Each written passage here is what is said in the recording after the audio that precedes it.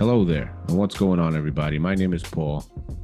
This is the basketball show, and I want to. This video is going to be a response to Shaquille O'Neal and his take on the Luka Doncic trade, and why he doesn't think that it's fair to Luka or anybody else that he was treated that way, and the excuse of the Dallas Mavericks was that he wasn't taking care of himself physically, he wasn't in the best shape that he could be. He wasn't really working on his fitness and all that other stuff. So I'm going to let you listen to Shaquille O'Neal's take on this matter, and then I'm going to respond to you guys, and I'm going to tell you exactly why I think that Shaquille O'Neal is dead wrong on his take. So here you go. Here's Shaq's comments. So when you question somebody's work ethic that's first team All-NBA and averaging 28 points, I don't really understand that. I really don't. He's like they used to do the same thing to me. Oh, he comes into camp out of shape. Of course I did, because what's the criteria? You show me a guy that comes into camp in shape and has done more than me. You can't. I'll wait. All the years you said I was out of shape, who was averaging more than me? Who was shooting a higher field goal percentage? So all that stuff, and he lacks work ethic. Yeah, okay, that is to make you look good. You are the only person I can ask this to, because you get it. What they're saying about Luka is what they said about you, where you go, I'm a Hall of Famer, I'm the most dominant player of all time. And they go, but Shaq, imagine what you could have done if you were in shape. That's what they're saying to Luka right now, is they're going, let me just finish and then you answer. They're saying to Luka, sure, you're averaging 28, 30. Could you average 35? Like they're thinking, and how would you answer that? Because you're the only one that understands it. Okay, you do certain things to get results. He's averaging 28. Is he first team All-NBA or not? Yep. So he would have averaged 35. He still would have been first team NBA. So that makes your complaint null and void.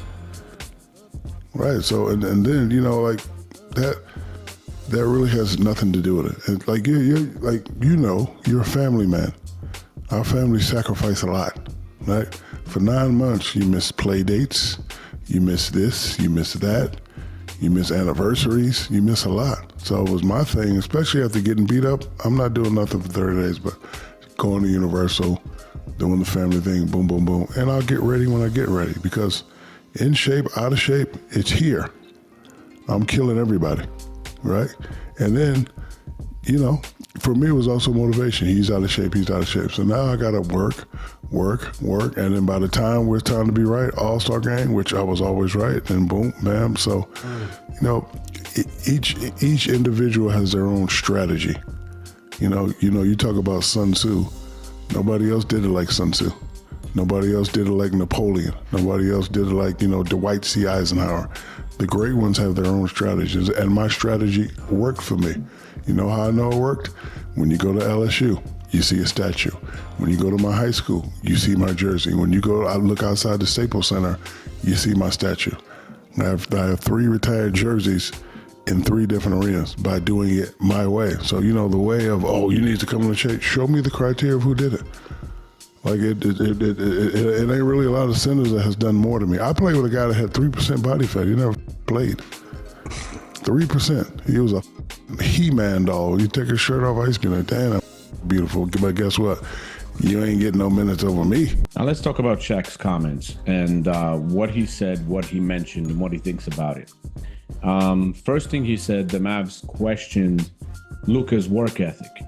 And he says, and I think it might be partially right, but even way before this trade even formed or was talked about, they already were talking about his work ethic, that he's not staying in shape. But they might be rolling with that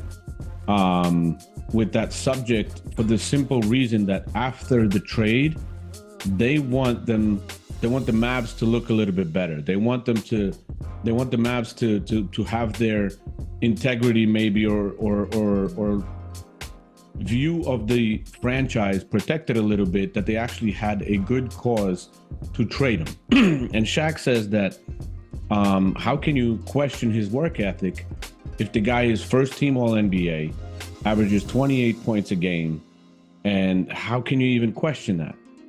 So they mentioned during that little exchange there that maybe he could be in better shape and average 35. And that's not the point. Because back in the day, like when Shaquille Oneal got his biggest deal, which was $120 million for 7 years with the Los Angeles Lakers, that was in 1996. Shaq was 23 years old at the time.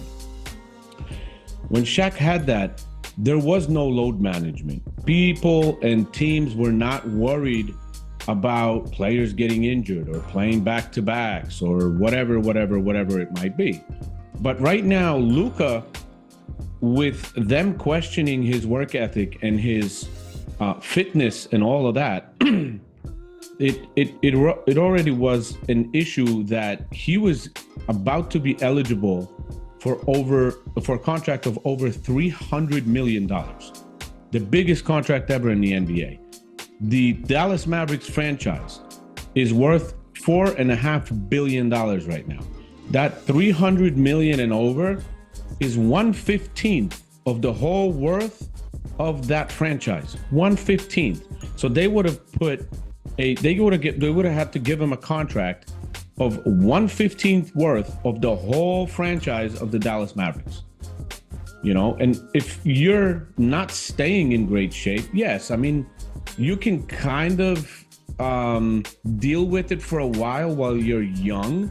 But that deal would have been for what, 5-6 years or whatever it might be, till he's 30, 31 years old. And the older you get, if you don't take care of yourself, you start to get injured a little bit.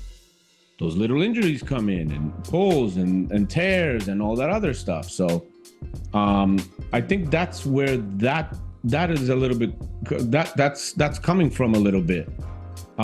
So overall, I think the Mavs were a little bit iffy putting all that money in for Luka, because the older he gets and not takes care of himself, there's a higher and higher and higher risk with every single season of him getting injured. And as we know, if you look at his statistics, he's playing about 60, 65 games a season every season.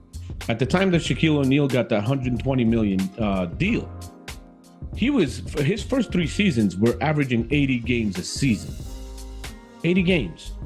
And this year, Luka was already not playing a lot of games, and that was to some minor injuries maybe, or whatever it might be. But they kept attributing that to his fitness and how he takes care of himself.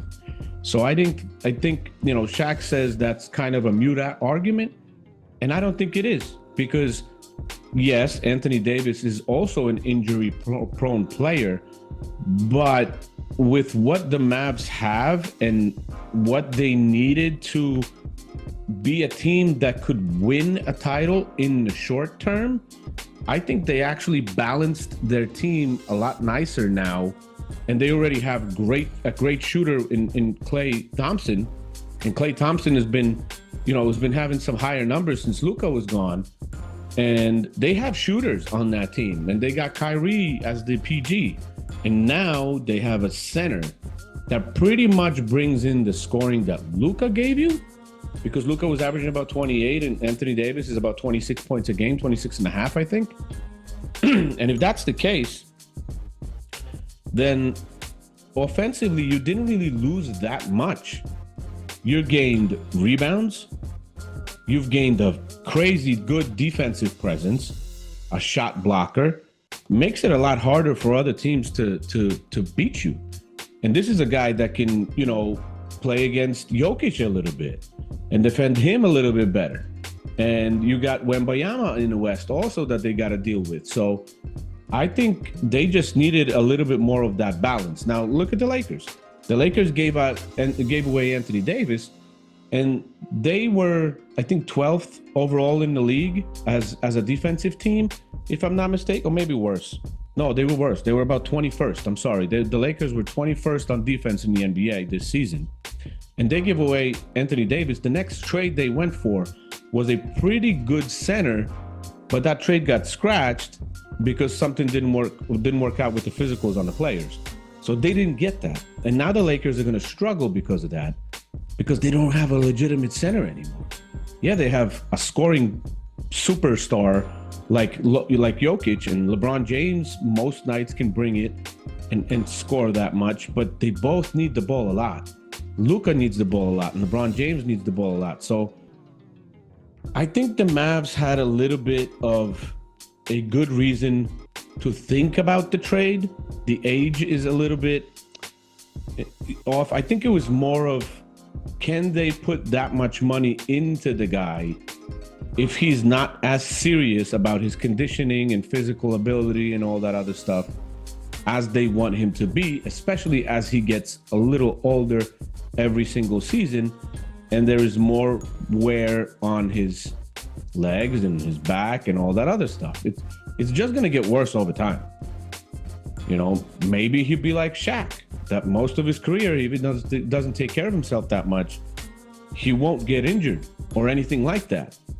But we just don't know that, you know? So I think the Mavs and have been pushing that he doesn't take care of himself that much as they wanted him to, a little bit to save their look of the franchise. And it was more of PR control after the trade, because some of the fans are just hysterical after it. And I've seen trucks driving around Dallas like, fire for the GM, I don't remember his name, but fire this guy and he can't be here, all that other stuff. So there's a lot of crazy stories and conspiracies going around the Dallas Mavericks that the owners want to move the team to Vegas and so on, but we just don't know what's exactly true and what's not. Other rumors come out that, you know, the owners want to build a new arena in Dallas and to have a casino in it as well, and they want to legalize gambling in Texas. That might have something to do with it as well, but they just didn't feel comfortable, I think, investing that much money long-term, 5-6 years into Luka, knowing that he's not going to be where they want him to be. But I mean, it's crazy because to find a player like that, it's almost impossible to get a player like that at that age, that good. And then what you should be trying to do, in my opinion, is surround him with everything that he might lack.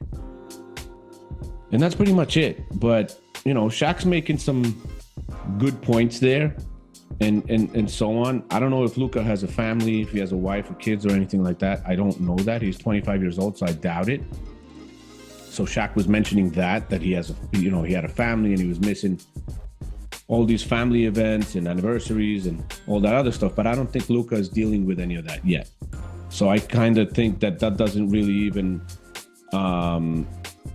it doesn't really even go with Luka's situation. And I think just overall in a previous video that I made about this trade and saying that Dallas won this trade, is that I think personally that Dallas has a more balanced team right now. And as long as Davis and everybody else on this team can stay healthy, I actually think they could do a better job these playoffs than they would have been able to do with Luka. I really think so. I think they're more balanced and they just have a lot more options right now. Before, we saw how they struggled playing against the Boston Celtics last year. Yes, they got to the finals, but they just couldn't do anything against the Celtics. The Celtics had Horford and they got KP over there. They got big guys inside. The Mavericks didn't have anybody. Yes, they had some shooting, but what did that shooting give them? You know, what did it do? What did they get? One game? And that was it. But, you know, I just think that Shaq is not on point with everything. And I think it's a different situation, a different market, a different NBA overall, with the load management and caring about all that stuff. In 96, when he got that 120 million Shaquille O'Neal, nobody worried about if the player is going to be healthy like that or not, or should we rest him or should he rest? Players played backs-to-backs. Players wanted to play 82 games.